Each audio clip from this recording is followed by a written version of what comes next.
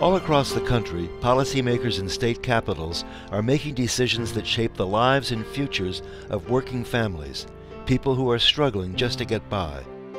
For more than 20 years, the State Priorities Partnership, a network of organizations across the nation, has informed public debates and worked to create opportunity and fight poverty through sound budget and tax policy.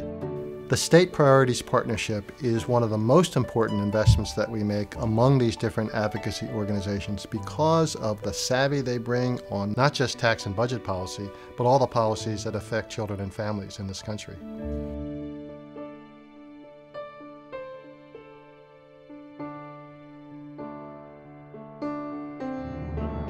Colorado's controversial Show Me Your Papers law, enacted in 2006, allowed police to arrest and detain anyone suspected of being an undocumented immigrant. These are people driving home from work.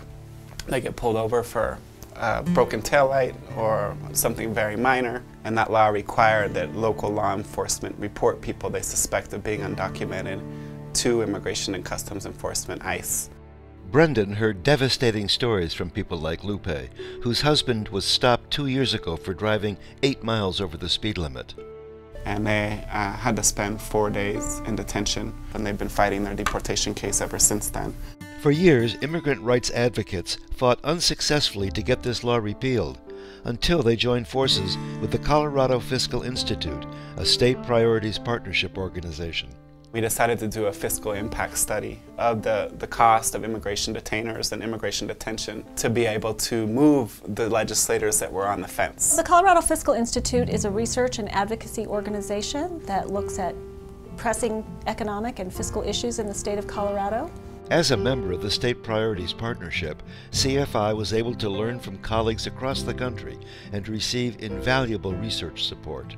We're privileged to be a part of the State Priorities Partnership, and one of the things that does for us is it helps us just be better at what we do. In 2012, CFI released their findings on the economic impact of the law. We found that the cost of doing that, of bringing people in, detaining them at the jail, was a big cost and a big burden to local governments. This program was costing Colorado more than $13 million annually. For some people, the moral argument or the value argument isn't enough. They want to see what it really means in dollars and cents. It was amazing to see how many legislators that we met with took that report and just ingested it, and it like became a part of them, you know. And everybody was quoting this number of the 13 million. It's a very powerful way to move legislators because they can see that it's something that affects more than just a very small issue group, that it affects a much broader range of people across the state. It was a game changer. It was a really big reason why we were successful. In April 2013, Colorado Governor John Hickenlooper signed a bill repealing the Show Me Your Papers law. In other words, people weren't locked up any longer. They were able to go to work, they were able to go back to their families, they were able to go on with their daily lives.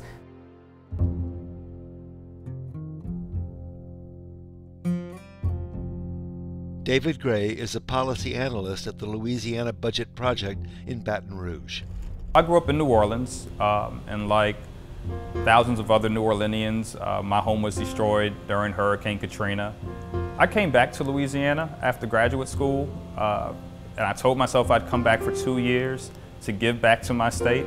My 2 years have come and gone, and I'm still with Louisiana Budget Project. Let's get rid of the income tax once and for all in the state of Louisiana. In March of 2013, Louisiana Governor Bobby Jindal announced his plan to abolish the state's personal and corporate income tax and pay for it by raising sales taxes.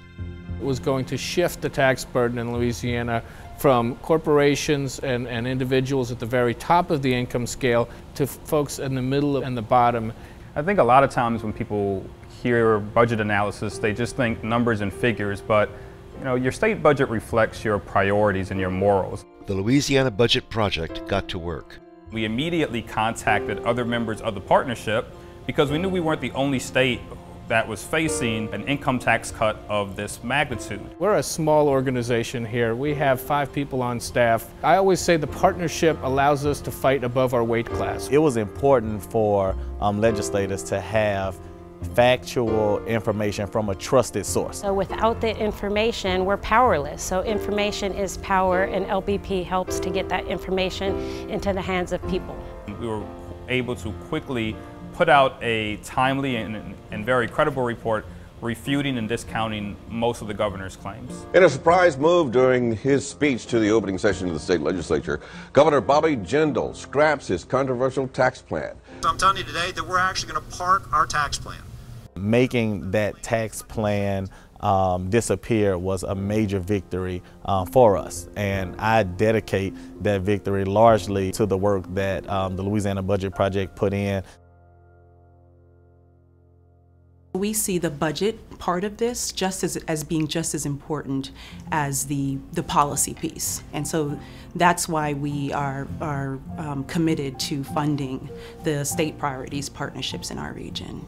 We bring this economic expertise, we bring this ability to understand the budget and the complications of fiscal policy in the state, and together we're able to move a much broader social justice agenda, and that's what we really care about, and that's what we're really about. I believe in the state priorities partnership. I believe in the work that we're doing, and I know for a fact that it's having real effects on the lives of people so that families can improve their lives and the lives for the next generations to come.